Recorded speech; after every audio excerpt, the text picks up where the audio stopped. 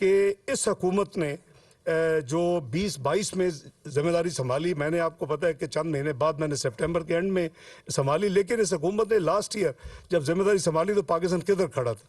मेरा ख्याल है कि उसका रिमाइंडर या उसकी निशानदेही करना बहुत ही ज़रूरी है।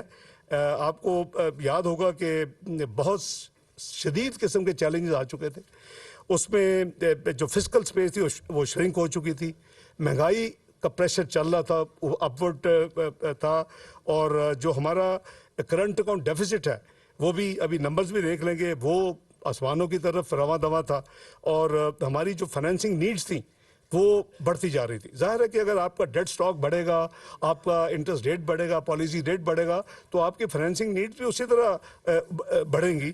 और ये वो एक स्टेट ऑफ अफेयर्स थी जिस वक्त इस हुकूमत ने जिम्मेदारी संभाली।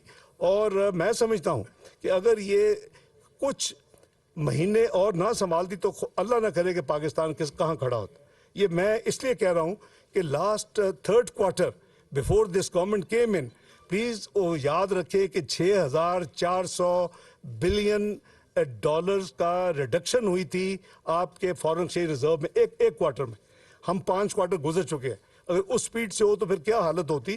तो वो मैं इसलिए आपको रिमाइंड कर रहा हूँ कि वो हमारा सबसे बड़ा मसला जो है वो ऑब्वियसली एक्सटर्नल अकाउंट का है। आप भी सुन रहे हैं पिछले 1 साल से अंदरूनी जो है लोग वो भी और एक्सटर्नल भी एक ही बात हो रही थी 2 महीने पहले तक, बाजी पाकिस्तान ने डिफ़ॉल्ट करना है, और दूसरा ये फ्राम पेमेंट आ रही है, नहीं पे कर सकेंगे, ये मई और जून के 3.7 बिलियन एक्सटर्नल पेमेंट्स है, कैसे करेंगे, ये 1 बिलियन का बॉन्ड कैसे पे होगा। मैं हमेशा कहता हूँ कि आप हैव ए फेथ अल्लाह के फजल करम से, अल्लाह ताला ने पाकिस्तान को हमेशा अपने हिफाजत में रखा है, और हम सब कोशिश हैं कि इसमें जितनी जल्दी बेहतरी लाई जा सके लाई है। जो गिरावट हो रही थी मईशत में वो रुक चुकी है, लेकिन अब जो बेहतरी की तरफ उसका जो हमारा पूरी कोशिश और तरक्की की तरफ उसको यानी तेज़ी के साथ चलाना है वो अंडरवे है, उसके लिए हम काम कर रहे हैं। आपको याद होगा जब गवर्नमेंट ने लिया तो उसको करीबन 6% GDP ग्रोथ थी, लेकिन प्लीज़ डोंट फॉरगेट, मैं अभी आपके साथ GDP नंबर शेयर करूंगा कि 5 साल की एवरेज GDP ग्रोथ अब टोटल कितनी हुई, और फिर 4 साल जो आने वाले थे 18-22 में क्या हुई। I share the numbers with you, लेकिन 6% तो थी, लेकिन डोंट फॉरगेट के दूसरे साल में वो -1% थी, तो बेस बहुत नीचे चला गया था।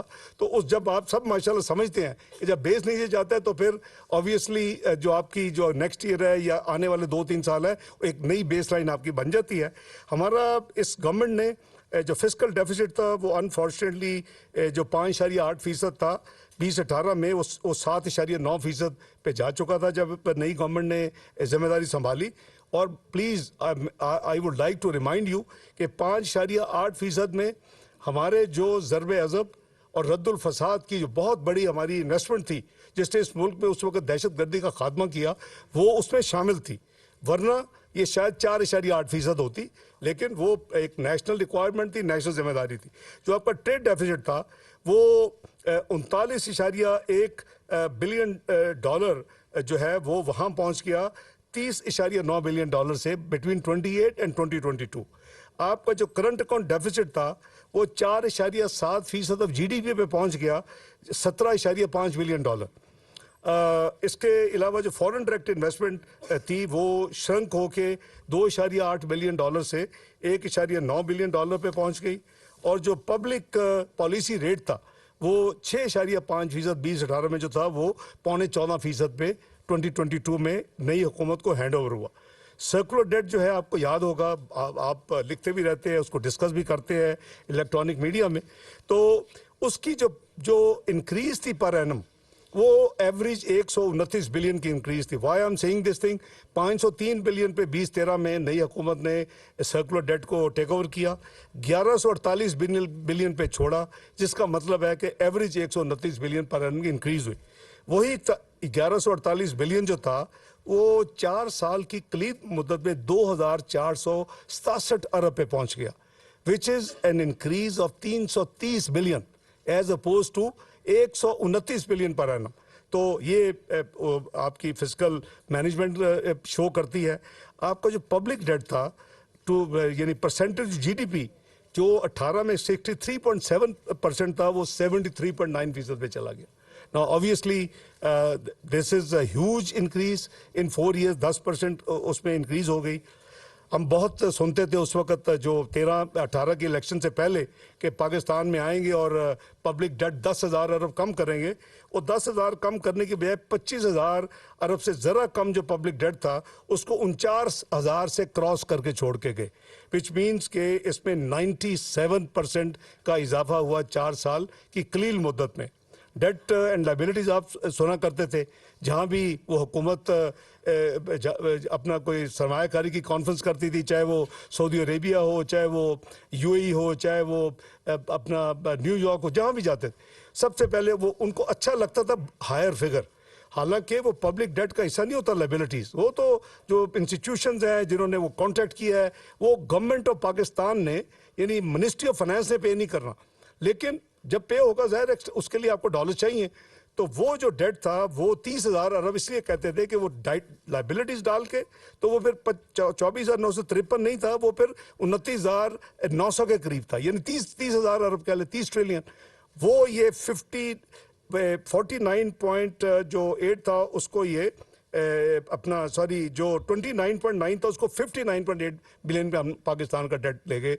Date public debt and liabilities ये 100% इंक्रीज है ना। ये coupled with your policy rate increase और जो हाल है इस वक्त आपका जो रेवेन्यू कलेक्शन है उसका मेजर बल्क जो है वो अनफॉर्चुनेटली इंटरेस्ट जैसे डेट सर्विसिंग कहते हैं उसमें जा रहा है। और ये यही मुल्क जो था इसकी डेट सर्विसिंग 2017 में को 1800 बिलियन रुपए से कम थी, आज ये 7,000 अरब पे करीबन पहुंच चुका है। यानी एक तरफ हम टैक्सेस की कलेक्शन में इम्प्रूवमेंट तो हुई है, लेकिन दूसरी तरफ हमने अपना मिसमैनेजमेंट की वजह से, अपना डेट कंपाइल करने की वजह से, पॉलिसी रेट बढ़ाने की वजह से उसको हम आसमान पे ले गए हैं और वो मेरे नज़दीक बिल्कुल वो अनसस्टेनेबल है। तो टू से इन फ्यू वर्ड्स के ये जो कुछ हुआ उस पे अनफॉर्चुनेटली जो final nail in the coffin था कि पाकिस्तान की क्रेडिबिलिटी एंड ट्रस्ट को शेक कर दिया।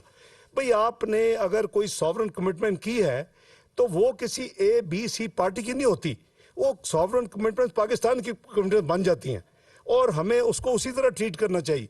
लेकिन वो जब देखा कि जी हम हुकूमत से निकल रहे हैं, वोट ऑफ नो कॉन्फिडेंस आ गया है, तो आपने देखा कि वो ना सिर्फ इम्प्लीमेंट नहीं किया जो कमिट किया था 2019 में और जो ड्यू था, बल्कि उसको रिवर्स कर दिया जो थोड़ा बहुत किया था। That shook the confidence and credibility of Pakistan globally financial अदारों में।